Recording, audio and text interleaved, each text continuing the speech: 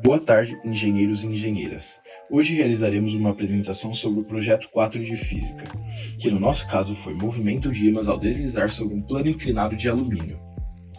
A proposta do projeto é mostrar como a lei de Faraday-Lenz, as equações de MRU e a lei de conservação de energia iriam atuar sobre um ímã escorregando sobre uma superfície não ferromagnética, onde também a gente utilizou diversos ângulos para realizar diferentes estudos que nos mostraram resultados semelhantes.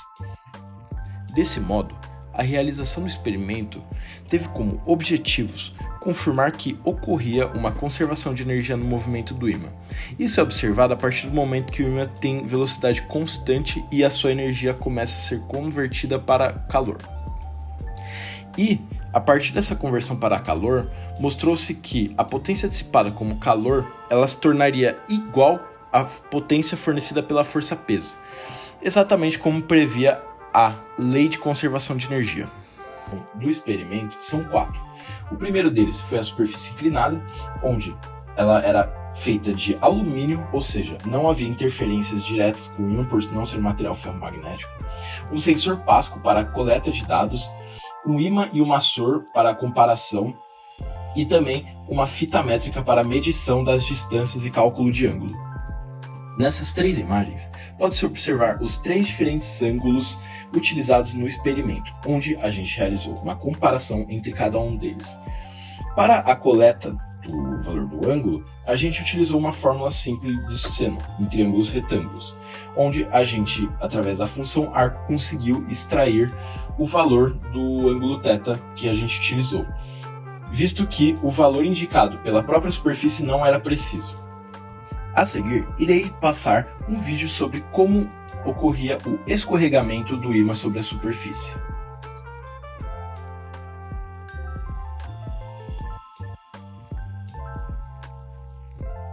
Para esse experimento, a gente considerou que os temas mais importantes foram a lei de Faraday-Lenz, então ela que vai explicar por que tem uma desaceleração do ímã quando ele está descendo a rampa, e é dela também que a gente consegue relacionar, junto com o efeito Joule, né, que a relação entre a corrente elétrica e a geração de calor. Né? Aí a gente usa também as equações do MRU e MRV para determinar a velocidade e aceleração do ímã e massor. A segunda lei de Newton a gente usa para conseguir fazer o DCL, determinar as forças, né, do nosso sistema. O princípio da conservação de energia, a gente vai conseguir então determinar a energia dissipativa do nosso sistema, a gente vai comparar a energia cinética com o potencial gravitacional, e a potência também, a gente vai comparar a potência gerada pela força-peso com a potência gerada do efeito Joule. Né? Começando então pela lei de Faraday-Lenz. Ela vai dizer para a gente que em um circuito, quando há variação do fluxo magnético, vai ser gerada uma tensão elétrica, dessa tensão vai ser gerada uma corrente elétrica, e dessa corrente vai ser gerada... Então um exemplo legal seria dizer do nosso próprio experimento, que é, quando a gente solta o ímã, ele sempre está perdendo o fluxo dele, ele sempre está diminuindo o fluxo dele em relação à posição anterior dele. O que faz então com que a corrente induzida pela variação do fluxo seja capaz de aumentar o fluxo. O que acontece então? Vai gerar uma força de atração entre o ímã e o condutor, né, que é a nossa rampa de alumínio, que vai gerar uma força magnética então para baixo. Né? E quando eu digo para baixo, não é perpendicular ao chão, mas perpendicular à rampa. Para não ficar tão vago o que é essa variação do fluxo magnético, aqui está a definição e a equação, mas o importante para a gente é que o fluxo magnético só vai alterar se o campo magnético alterar, ou se a área afetada por ele alterar, ou se o ângulo entre o vetor do campo e o vetor normal à superfície, né, a área, vai alterar. É aí sim que o fluxo magnético altera. Também, para não ficar muito vago, a força eletromotriz, né, ela vai ser dada então por essa equação, e o interessante dela é que esse sinal negativo, ele que demonstra o caráter da tentativa de sempre compensar a variação do fluxo. Dos nossos conceitos que a gente considerou importante foi o efeito Joule também, porque ele vai relacionar então a energia elétrica com a energia térmica, vamos dizer assim. Porque quando a corrente elétrica passa por um condutor com resistência, vai ser gerado um calor. E é isso, então, para a gente, quer dizer que o fluxo magnético variando da força de Lenz vai gerar aquela corrente induzida, e passando pela resistência do alumínio, né, que é um condutor para a gente, vai gerar um aquecimento. A gente usou também as equações do MRU e MRV. Então, sendo bem generalista aqui, o MRU ele vai tratar de uma trajetória retilínea que sem aceleração, então a velocidade é constante. E aí a importância dele para a gente vai ser essa equação que a gente vai extrair pelo Excel a velocidade do ímã descendo a rampa. E a equação do MRV, que é trajetória retilínea com a velocidade variando, porque vai ter aceleração agora, a gente vai extrair da equação dele a aceleração do massor descendo a rampa. A segunda lei de Newton para a gente vai ser de extrema importância para a gente conseguir modelar o DCL, né? Então as forças, então a segunda lei de Newton vai dizer que a somatória das forças, a resultante dela, vai ser o produto entre massa do corpo e a aceleração dele. E então se o corpo estiver em repouso ou em velocidade constante, que é o nosso caso, ele vai estar em velocidade constante, a aceleração dele é nula. Um dos pontos mais importantes que a gente vai abordar no nosso experimento vai ser o princípio da conservação de energia. Então, basicamente, que não vai ser o nosso caso, mas para um sistema sem a força dissipativa, a energia final tem que ser igual à energia inicial. Só que quando tem uma força dissipativa, ela vai ser dada pela essa equação, né, que então menos o trabalho dissipativo, a energia dissipativa, enfim, vai ser a diferença entre a energia final e a energia inicial. As principais energias que a gente vai abordar aqui vai ser a energia cinética e a energia potencial gravitacional. Então, a energia cinética vai medir a quantidade de quando o corpo está em movimento. Então, ele é dado pelo K igual a mv ao quadrado sobre 2. E a energia potencial gravitacional ela vai medir a quantidade de um corpo quando ele está a uma certa altura do chão, que é U é igual a massa vezes gravidade vezes altura. Um dos nossos objetivos também era, o último dos nossos objetivos, né, era relacionar a potência dissipativa, né, que é gerada pelo efeito Joule, com a potência gerada pela força peso.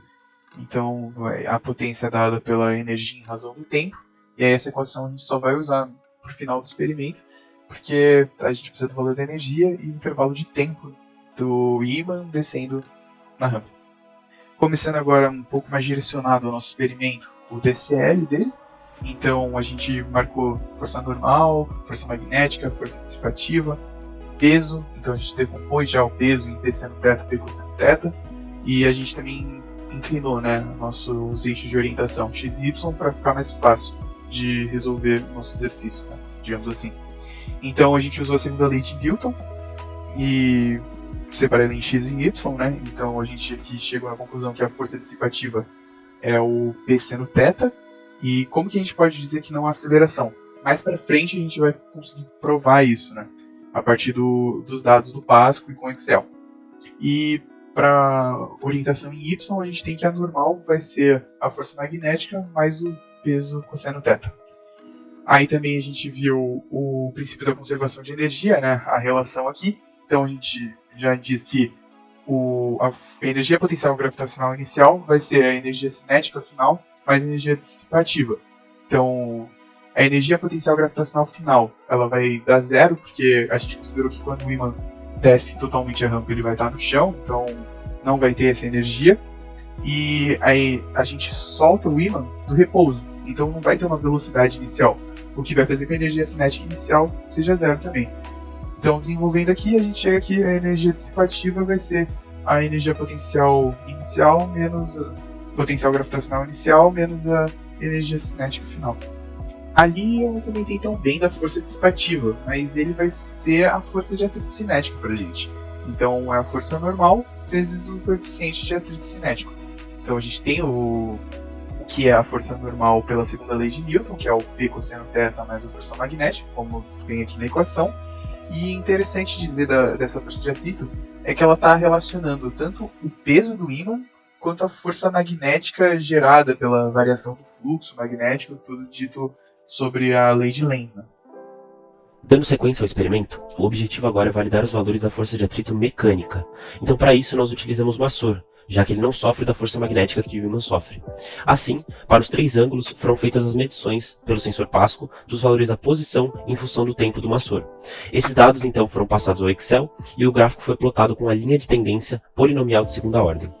E aqui e para os dados seguintes do Excel, vale uma ressalva importante, que nós utilizamos o offset, ou seja, como o início e o término da contagem dos dados ocorrem fora da faixa de deslocamento, foi necessário contar o tempo zero como o tempo que o corpo saiu do repouso e o tempo final como o tempo do fim do movimento do corpo, desprezando quaisquer medições fora dessa faixa de tempo.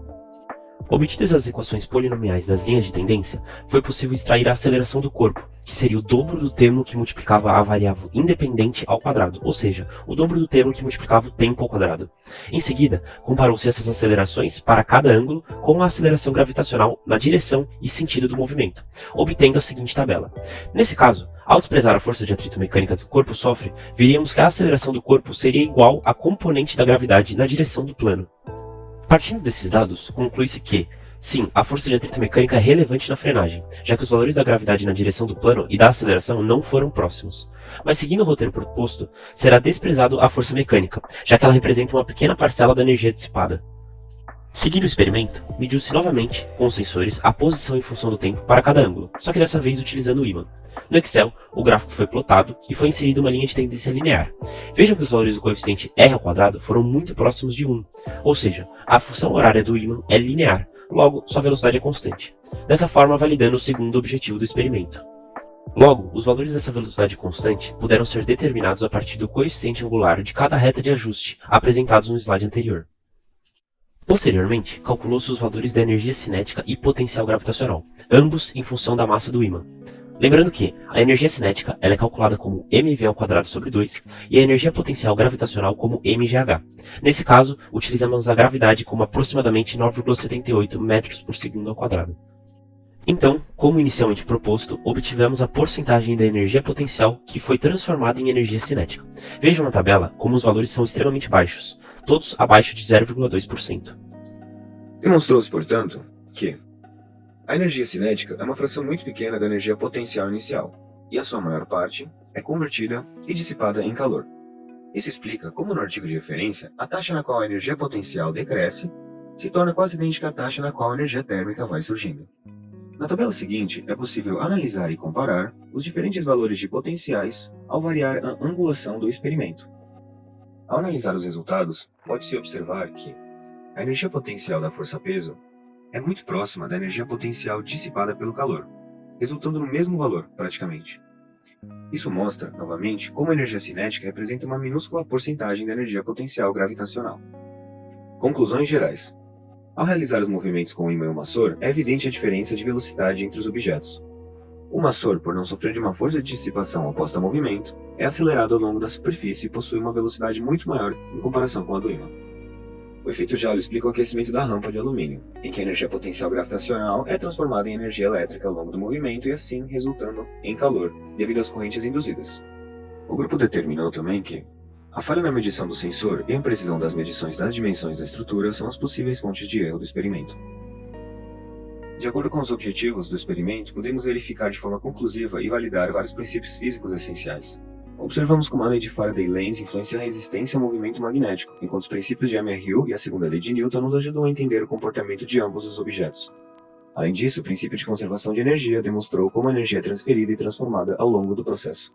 Através desse experimento, destacamos a importância de considerar múltiplos conceitos físicos para uma compreensão mais profunda do comportamento de sistemas complexos, reforçando a interconexão e a riqueza do mundo da física. Obrigado.